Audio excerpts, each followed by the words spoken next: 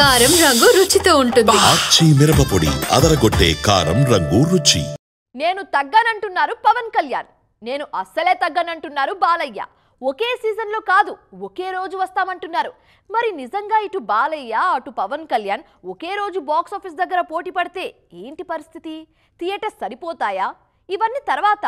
ముందు వీళ్ళు చెప్పిన డేట్కు రావాలంటే మూడోవాడు ఒప్పుకోవాలి. మరి ఎవరా మూడోవాడు?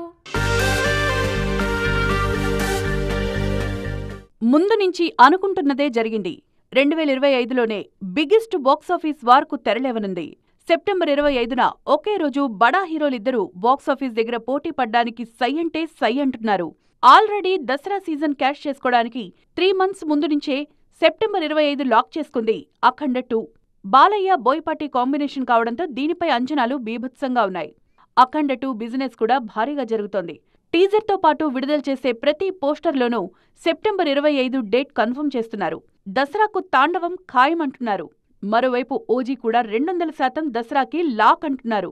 ఇప్పటికే షూట్ అయిపోయింది. ఫస్ట్ హాఫ్ చూసుకుని కొన్ని డైలాగ్స్ లో మార్పు చేశారు కూడా. ఓజీకి 2 నెలల ముందు వీరమల్లుతో వస్తున్నారు పవర్ స్టార్. ఓజీపై ఉన్న అంచనాల గురించి ప్రత్యేకంగా చెప్పాల్సిన పనిలేదు.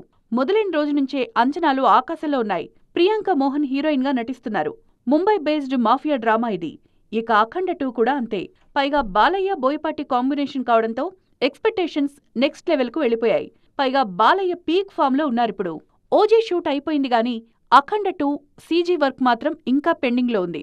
అవన్నీ త్వరగా పూర్తి చేసుకుని పవన్ ని ఢీకొట్టేందుకు బాలయ్య సై అంటున్నారు.